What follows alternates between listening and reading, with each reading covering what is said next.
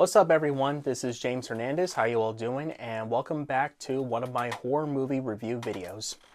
Now before we start this review, I got like a big announcement I want to share with you guys. It's October, and guess what? Not only Halloween's coming, but my birthday's coming. That's right guys, my birthday is approaching and it's on October 8th, and I'm going to be 28 years old. Thank you so much, everybody. So I appreciate the applause that you guys are giving me. Anyways, back to the review. So since we're in October right now, today I'm going to be reviewing a slasher movie from 1996, and this is also directed by the late great Wes Craven. And the horror movie I'm going to review is Scream. Now here it is. I got the 3 DVD set of 3 Scream movies, but today I'm going to review the very first Scream movie from 1996. So Scream 1 is a 1996 horror slasher film with comedy elements that was written by Kevin Williamson and is also directed by the late great Wes Craven. So let's talk about the story of this movie. So the film begins with a phone call that the Ghostface calls, and he calls the girl named Casey Becker, played by Drew Barrymore, and he was asking her questions about the horror movie trivia, and then things were going well until she realizes that she's being stalked by the killer, which is Ghostface, and she is being targeted by Ghostface after when her boyfriend Steve has been tied onto the chair in the backyard, and Ghostface immediately killed him off screen when Casey Becker answers the wrong question about the Friday the 13th movies. So then she was targeted by Ghostface, and then Ghostface killed her off and during the opening sequence of the movie. And then after that we were introduced to the main protagonist of the film named Sidney Prescott, and she's played by Neve Campbell, and now she is the next victim to be targeted by Ghostface. And then all the teenagers at the town of Woodsboro are targeted by Ghostface. So Sidney has to fight Ghostface to protect herself and make sure that Ghostface doesn't target other people, while Ghostface is still calling his victims and asking the same questions about horror movies. So when I first watched this movie, I first watched it like during the time when I was starting to getting into horror movies, like when I watched like Friday the 13th, Nightmare on Elm Street, Halloween, and Child's Play. So this movie is actually really interesting when I watched it, and when I recently watched it, what do I think of Scream? I thought Scream is a very good slasher flick, and it still holds up for a movie that came out in 1996. So let's talk about the characters in this movie. So let's start with the final girl, Sidney Prescott. Sidney Prescott is played by Neve Campbell, and she is the main final girl in all the Scream movies except for 6, because she didn't make an appearance in 6, which is sad. But she is the main final girl in this movie, and she's been going through like a lot of experiences about the death of her mother, Maureen Prescott, who has been murdered. And she has friends named Tadium, I think that's her name, the blonde chick Tadium. And she also has a boyfriend named Billy Loomis. And she's also friends with Stu Mart, played by Matthew Lillard. So Sidney Prescott is the main, like I said, she's the main final girl and the main protagonist of this movie.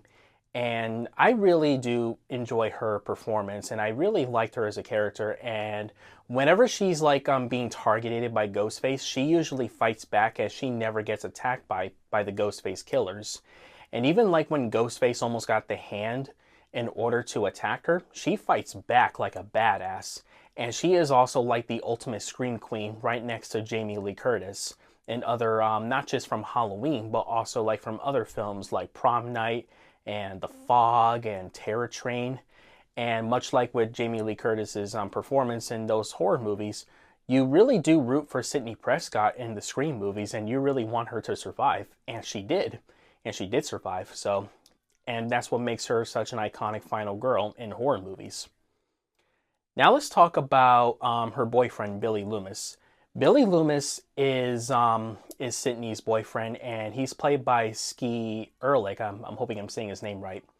And his character is just like is basically like the boyfriend of Sidney Prescott, and then later on in the film there was like a surprise twist, which we're gonna get into later. And he has like a relationship like with Sid, and he wants to like get busy with her, but then Nev Campbell's character Sydney was not in the right mood because you know she's not a virgin, as usually like in horror movies. You know, there's always like characters that are like virgins or not, but that's the point. But yeah, he is just the boyfriend of Sydney, and the twist at the end I'm gonna be getting into later. But let's talk about the next character, and that is let's talk about Stu. Stu is played by Matthew Lillard, as you guys might know him as Shaggy Rogers from the first two live-action Scooby-Doo movies. And he was also in that god-awful Five Nights at Freddy's movie. Even though he's the only actor I like in Five Nights at Freddy's, but not even his performance can save Five Nights at Freddy's from being completely terrible. But we're not talking about Five Nights at Freddy's because that film is forbiddenly forbidden. But anyways, his character Stu is like the goofball, and he is the funniest character in this movie. And just like with Billy, he also has like a twist at the end, but like I said, yet again, we'll get to the reveal later. So yeah, he is like the goofball, and he's also the boyfriend of Sydney's best friend Tadium. And he is like such a silly guy who is like so full of himself, and he's just like the best, like one of the best parts of the film. Like he is such a comic relief of this movie. So yeah, that's about Stu. Well, until the end. So, but now let's talk about his girlfriend Tadium. Tadium is she's played by an actress. I forgot her name, but she also plays like the lady that has like a gun on her leg, and she is Sydney's best friend, and she's also the sister of Sheriff Dewey, and Sheriff Dewey is played by David Arquette. Yeah, like Tadium is just there, I guess. Like she's just usually like Sydney's best friend, and she's also kind of like, for me, I felt like she's basically like the weakest, and she's actually my least favorite character in this movie because I felt like her attitude really does get like the best of her, especially like when she just like becomes like so freaking impatient with Dewey when Dewey is like doing his job of being the sheriff of Woodsboro. But now let's talk about Dewey. So Dewey is the sheriff in this movie. He's played by David Arquette, and he is also like one of the best characters in this film and throughout the series. He is the sheriff of Woodsboro, and he will always do whatever it takes to like protect Sydney and investigate the murders of like the college, or basically the high school students, not college students because they didn't go to college yet, but the high school students of Woodsboro. And then we also introduced to Gale Weathers. Gale Weathers is played by Courtney Cox, and she is the news reporter of Woodsboro, and she, just like Sydney, is also the final girl in the Scream movies. But unlike Sidney Prescott, like when we first introduced to her, she's not really like as likable or as lovable as Sydney. But then that wasn't until later on in the movie, as well as the sequels to the franchise, she does become a likable character. Like not like how she not like how she was like at the beginning of the movie when we first introduced to her. But Gale Weathers is also a good character. I also liked her. Not as much as Sydney, because I think Sidney Prescott is a better character than Gale. Not to say I don't like Gale. I like Gale, but I actually don't really love Gale as much as Sidney Prescott. But I still think Gale Weathers is a good character, later on in the film. And now, let's talk about Randy. Randy is played by Jamie Kennedy, and you guys might know Jamie Kennedy in that terrible sequel to The Mask and Son of the Mask. And that film was garbage. It was terrible, really bad. But his character Randy in this movie, he is the character that is like so obsessed with horror movies. So he's basically the horror movie geek. And, you know, pretty much like me, I'm also kind of like a horror movie geek nerd. And he is like really so obsessed with like horror movies. And then he also talks about like the rules about surviving a horror movie, which check out this clip what he says. There are certain rules that one must abide by in order to successfully survive a horror movie. For instance, number 1, you can never have sex. Big no-no! Big no! I'm a dead man. Sex equals death, okay? Number 2, you can never drink or do drugs. No, the sin factor. It's a sin. It's an extension of number 1. And number 3, never, ever, ever, under any circumstances say, I'll be right back. Because you won't be back. I'm getting another beer. You want one? Yeah, sure. I'll be right back. That's right. He talks about all 3 rules about how to survive in a scary movie. And he's pretty much like the most fun. He's also, just like with Stu, he is also the funniest character in the film. And then he is like, yeah, he's a really funny geek. I really like that he was telling the fans about the rules of surviving a scary movie. And there was also like a subplot, kind of sort of like a side plot where he wants to be on the relationship with Sid with Sidney Prescott, like after when Billy Loomis was like arrested for something that he didn't do, but that wasn't until later on in the movie, where it was revealed that he's the Ghostface killer along with Stu. So, but yeah, that's about Randy. So let's talk about the slasher villain, Ghostface. Now, in the case with Ghostface, unlike Jason Voorhees, Freddy Krueger, or even Michael Myers or Chucky, he's basically just a regular human that just dresses up in a Halloween costume and causes all these murders of killing people. And Ghostface is the slasher that usually like calls his victims about horror movies, and they ask like questions about like who's the killer in every single horror movie. And then he would say, if you get the answer right, you live, but if you get the answer wrong, you die. And all these threats that he says throughout the film when he calls someone is so chilling and is really dark and is really scary and is very suspenseful, you know. And the only problems I kind of have with Ghostface in the Scream movies, as well as this one, is that while his costume is really iconic, he is such a clumsy villain. Like, he's like one of the clumsiest horror movie villains I have ever seen.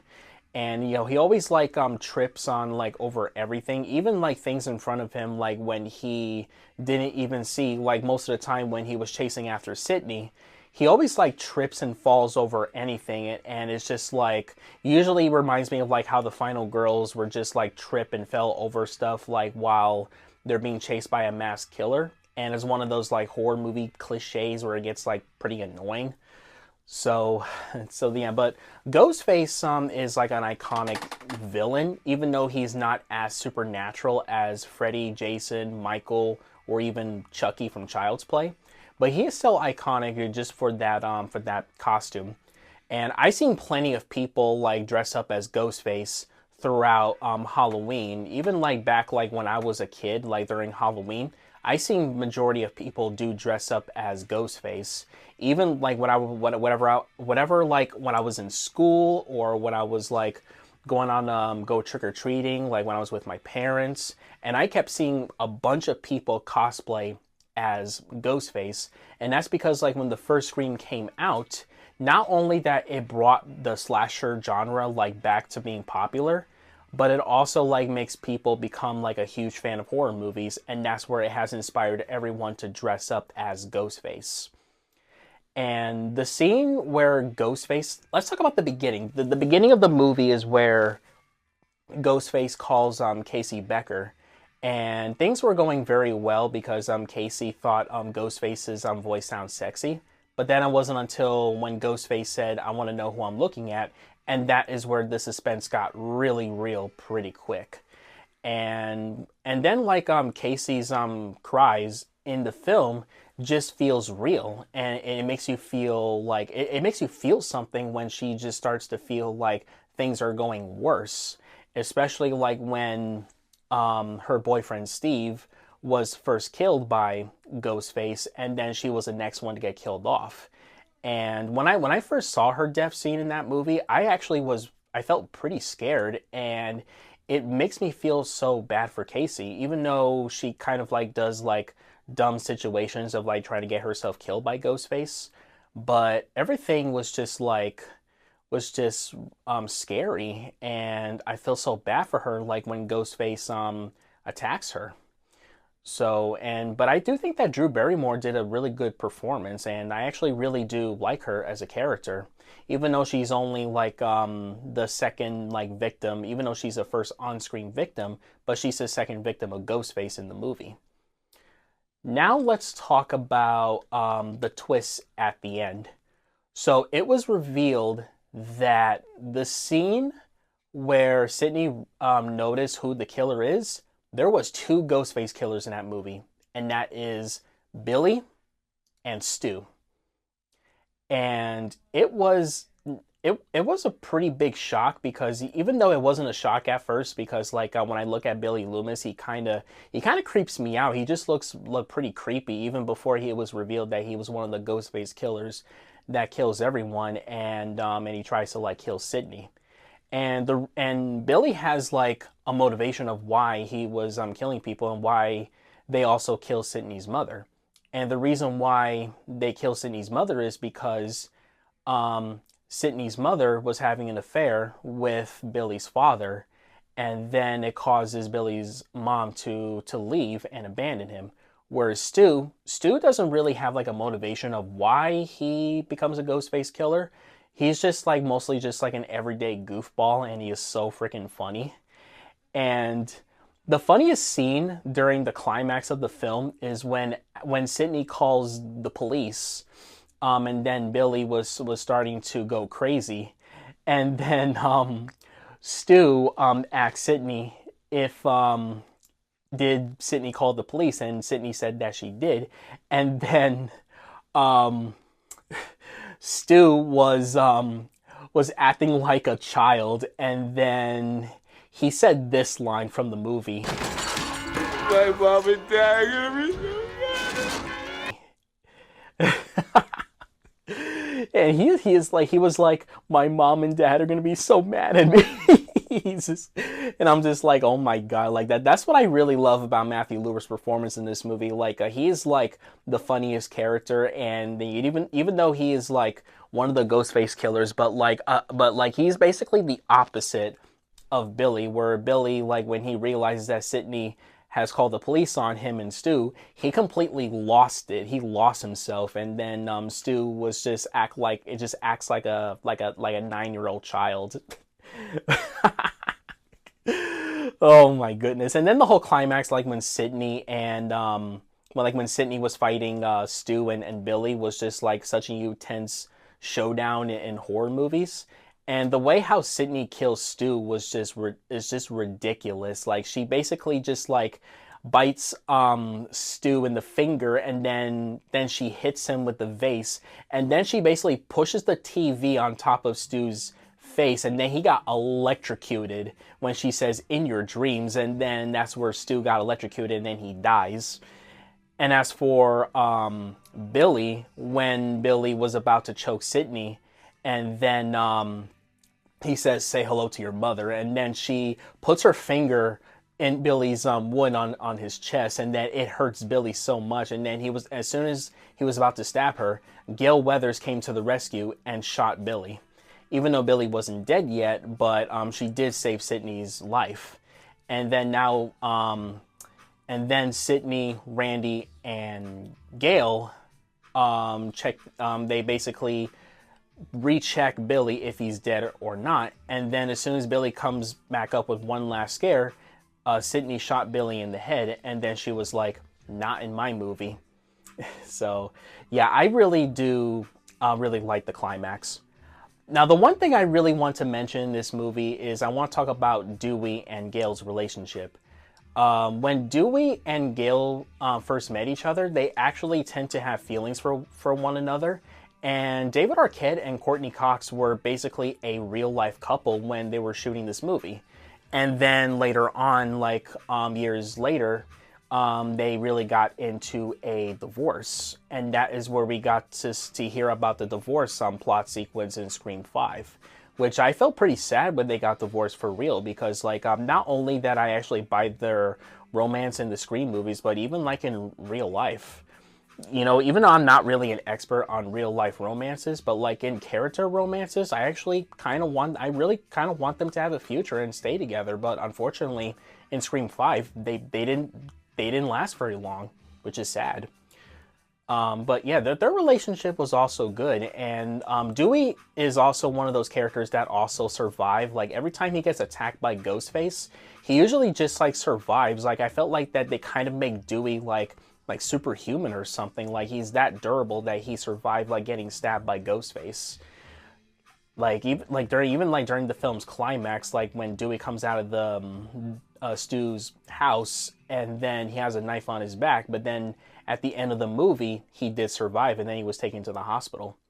So then the film ends with Billy and Stu dead, and then Sydney rescues her father, and then Dewey has been taken to the hospital after the injury he took, and then Gale Weathers does the final news reports about the Ghostface killers on the killing spree, and then the film ends like with the camera shooting towards the sunrise, and then we got the one final scare from Ghostface, and that's it. So my overall thoughts on this movie, I still think this film is an absolute classic. I really love the Scream movie, and then this is also like one of my favorite horror movie franchises, along with The Nightmare on Elm Street, Friday the 13th, Halloween, Texas Chainsaw Massacre, and Child's Play. So I would recommend this movie to fans who wants to like bring back the slasher genre back into being popular. Because when this movie came out, it brought back the slasher genre to be popular. Because when they make like sequels to their like successful franchises, they were pretty much like dying. Like their popularity was beginning to die. But then that wasn't until when Scream came out, it brought back people back into horror movies. So if it wasn't for Scream, then we probably wouldn't have like the slasher genre's popularity to bring back to life. So yeah, my overall thoughts on Scream, really enjoyed it. This is actually one of my favorite horror sequels of all time. Well, not sequels, this is the first one. Sorry, guys. One of my favorite horror movies, one of my favorite horror films from the 90s. I recommend this movie to everybody. So, on a scale of 1 to 10, I'm going to give Scream, the first one, I'm going to give this movie a 9 out of 10. I think this is actually a fun slasher flick. If you're a huge fan of Scream, if you really want to watch like a horror movie where it really does bring the horror slasher genre back to life and bring the horror movies back to being popular, this is the movie that I would recommend you guys should go check out. So go watch it, go see it for yourself. Also watch it on Max because it's on Max, or I'll call it HBO Max. So guys, that's my review for Scream 1. What'd you guys think of it? Let me know in the comments below. Did you guys enjoy the movie? Did you guys hate it? And what is your most and least favorite Scream movie? My favorite ones has to be, this is hard because I love all the Scream movies, but the Scream movies that I will always remember loving is all 4 Scream movies that were directed by the late great Wes Craven. Scream 5 and 6 I do like, but they will never beat the Wes Craven ones. I always preferred the Wes Craven ones. I like Scream 5 and 6, don't get me wrong guys, but I think the Wes Craven ones are a million times better. So yeah, like I said, that's my review for Scream. Let me know in the comments, did you guys enjoy the movie? Did you guys hate it? Have you seen this movie? Comment below, let me know, and feel free to subscribe to my channel, hit that like button, and turn on the notifications when I make future videos. And stay tuned that I'm going to make more horror movie review videos for the month of October. And yeah, that's all I gotta say here. So Hope you guys enjoy this, and I want you guys to wish me a happy birthday since I'm filming this like a week before my birthday next week. So hope you guys enjoy this. This is James Hernandez signing out.